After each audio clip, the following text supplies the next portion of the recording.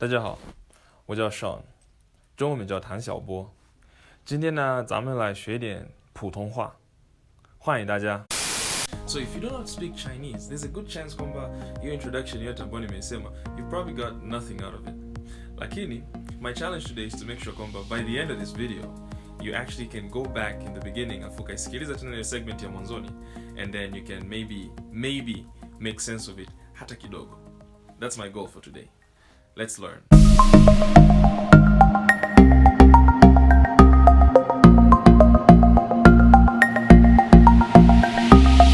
Continuing with ile idea nzima ya skill sets, today we want to explore something ambacho I think is also another useful skill, and that is languages. Not just languages in general. Tuna explore something about how to pick up new habits and how to pick up new skill sets. It's no secret kwamba I'm not the best person when it comes to remembering things and to keep memory na vitu kama hivyo.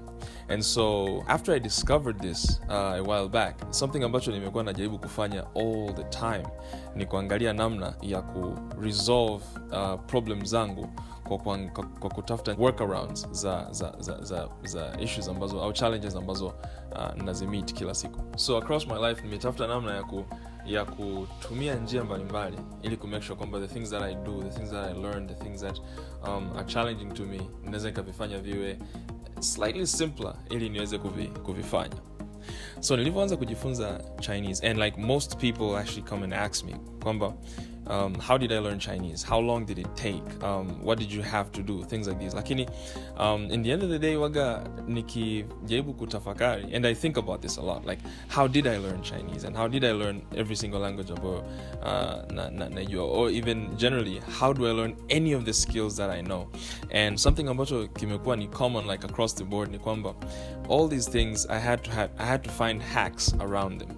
Kwa hiyo when it came to learning Chinese, it was interesting to find kwamba hacks ambazo nilikuwa nazitumia kwenye kujifunza Chinese were actually derived from Swahili. Now that was an interesting twist kwa sababu Swahili is a language nimekuwa nayo tangu niko mtoto, and to find kwamba naweza nikatumia Swahili kwenye kujifunza Chinese was very like it was a break for me. Nilikuwa like after I discovered that, it was just so mind blowing. Nikaanza kuangalia like the crazy ways ambazo naweza nikatumia Swahili kwenye kufanya my Chinese iwe a lot better. So today what I want to do is share with you hizi hacks ambazo nilikuwa nazitumia kwenye kujifunza Chinese, and maybe if you're interested, you might even find them interesting enough kuzi-employ in your own journey into like picking up new skills, or even like specifically picking up Chinese or any other language in that case. Nimekuja ku find out kwamba in most languages actually you can find ways to use this method.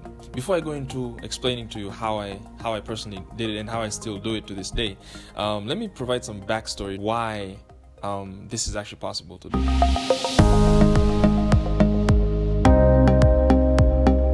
When I was doing the research for this video, I found some papers ambazo nilikuwa zinaelezea the way a human mind works as far as remembering things is concerned.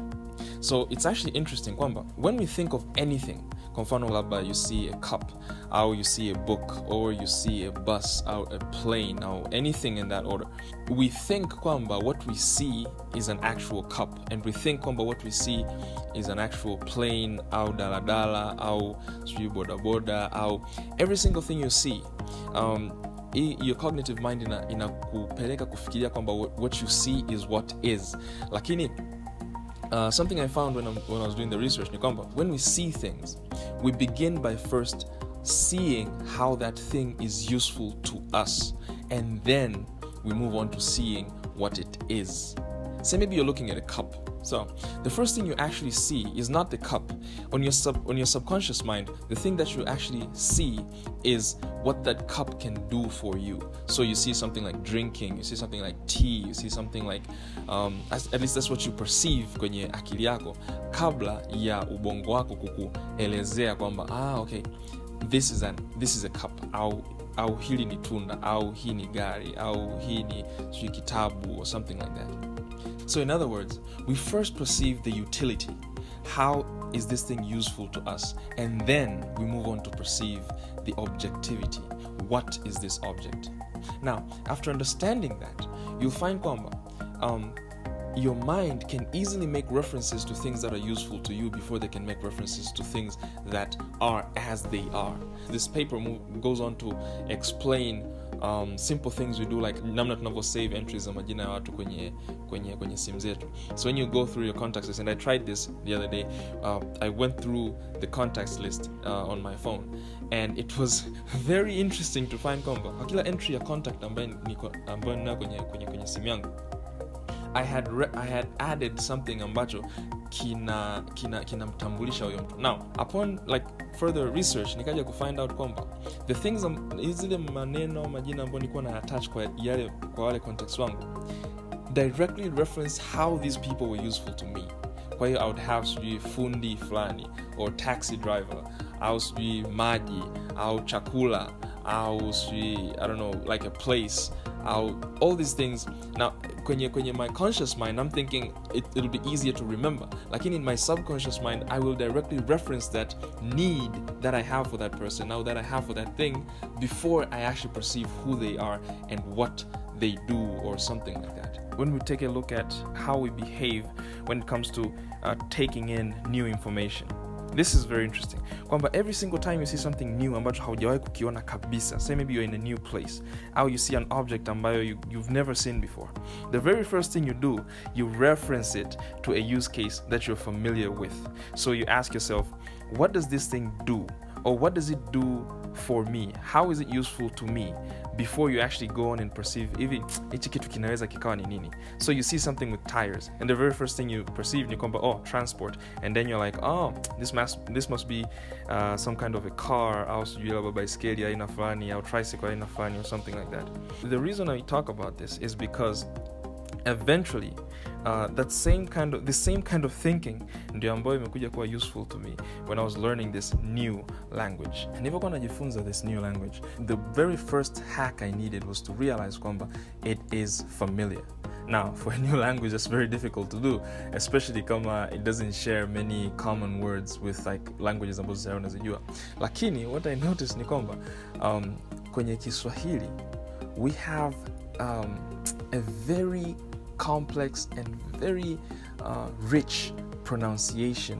We have some very sophisticated pronunciations. Kwa mfano, when you say you have a for, e as in a, and then you say something like we, we, we, and then unaongeza y na n, and then you have something like nywe, kama unavyoenda kusema nywele au unavyoenda kusema kunywa. Then it's like nywa, nywe, nywi, nywo, nyu. Ukienda kutafuta watu ambao wanaweza kusema hizo phrases ni wachache sana. So what I found out ni kwamba the pronunciation ambazo zipo kwenye Kiswahili unaweza ukazi string together na ukazi repurpose kwenye kujifunza lugha nyingine. Kwa mfano, in Chinese, when you want to reference a place, or you want to say something like where, then you say something like zai.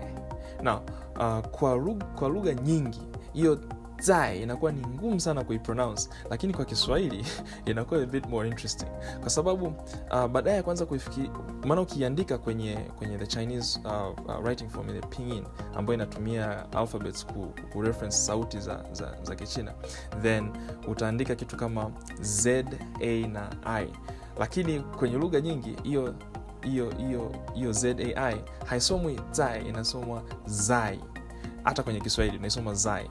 Lakini mimi nilipofika hiyo sehemu ya kwanza kuangalia namna ya kupronounce hizi phrases za Kichina, then nikaanza kuangalia how I would write it in Swahili, and then I convert back to Chinese. So kwa mfano zai ninakuwa naandika kitu kama t, naanza na t kwa sababu hiyo ndio pronunciation ya t, alafu naongeza z, a, i, inakuwa kitu kama zai, ambayo like just straight out of the box inanipa mimi advantage ya kupronounce vitu kwenye lugha ya Kichina kwa urahisi zaidi kuliko watu wengine ambao hawana hii advantage ya kutambua kwamba kuna pronunciations za ajabu kama hizo za t, z au ts. That was like an easy way for me to learn Chinese, and I found kwamba for most pronunciations I could find a phrase in Swahili ambayo ningeweza kuitumia kuireplace your phrase, alafu inifanye niwe na sound more correct and more accurate kwenye pronunciation.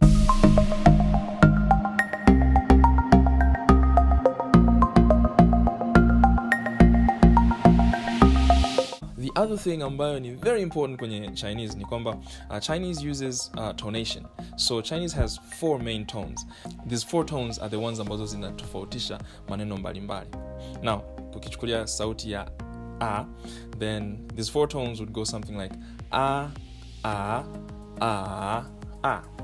Now, that took me a while to figure out, kuielewa namna ya kuzisema. Kwa sababu like they one ni kwamba we don't have them in Swahili, or you might assume kwamba we don't have them in Swahili. I'll show you why we do. The other thing ni kwamba they sound very similar, especially kama you don't pay attention to them, especially the second tone and the third tone. They sound very, very similar. Nilipokuwa najifunza this part, I used 2 main ways. So the first method ilikuwa ni kwamba nilizitengenezea signs. So the signs ile a ukizifuata tu ni kwamba a it's flat, then a inainuka, alafu a inashuka, then inainuka, alafu finally a ambayo inashuka. Nilivyoweza kuwa nazi-address hizi tonation in this way, it became more like singing. Kama ukiwa unaimba, you find kwamba kuna hizi melodic rises and falls ambazo zinasaidia sana when it comes to pronunciation ya Chinese. The second way was pretty weird, but it useful nonetheless. The second way ni kwamba you imagine your reactions towards a funny joke.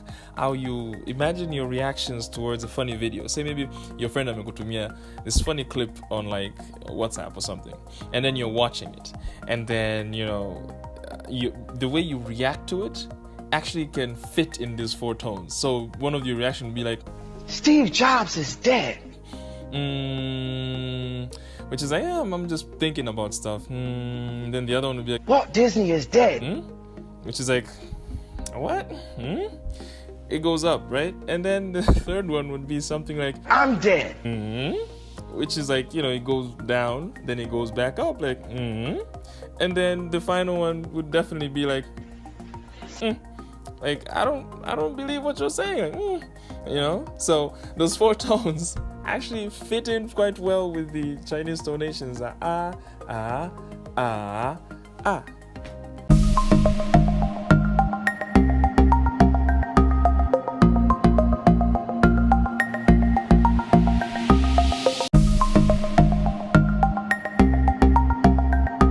Now, to see how these phrases work, let's just go back kwenye the original phrase ambayo nilianza nayo in the video. So the first one was ni hao, which ni hao starts with a ni and then ni hao. Now the 2 phrases, when they're together, you say ni hao, which is like Alright, so then it goes like ni hao, and that's a standard greeting in China. So ukikutana na mtu unataka kumsalimia, something like an equivalent ya kitu kama mambo au niaje au niambie, then your standard greeting would be something like ni hao, and that would mean like how are you or hello. And the 2 words in that phrase are ni, which has that phrase ni, means you. So every time you want to say you just use ni. And then hao is again the 3rd tone, and that means good. So when you look at someone and go like hao, or you can use it also as a phrase when you want to say okay, or you want to say alright, hao. That's how you use it.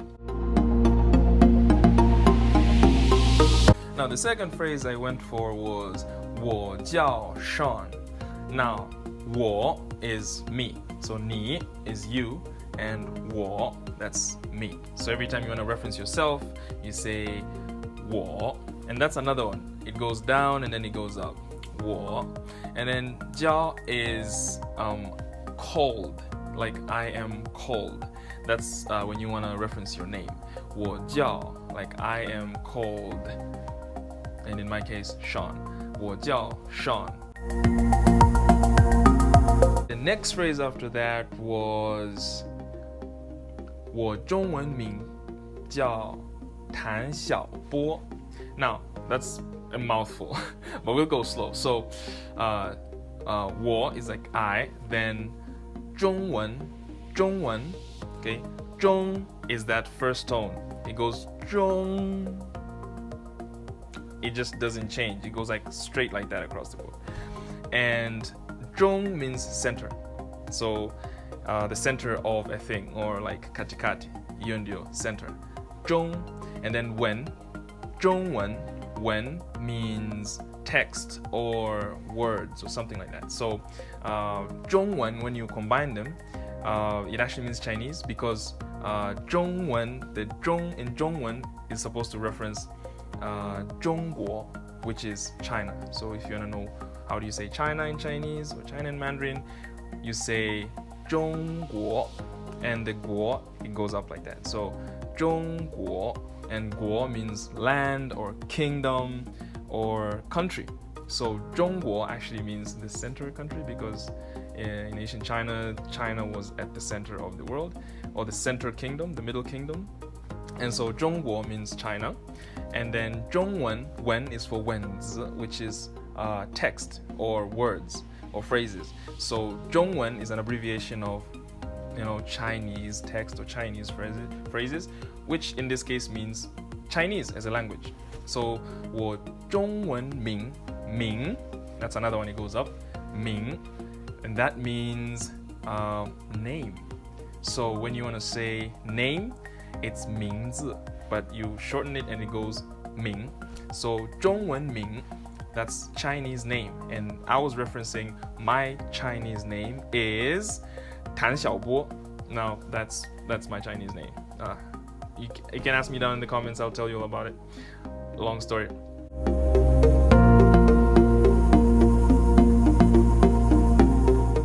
Then we move on to the third phrase, which was 咱们今天来学点普通话. Okay, that's a mouthful, but hang on with me. So,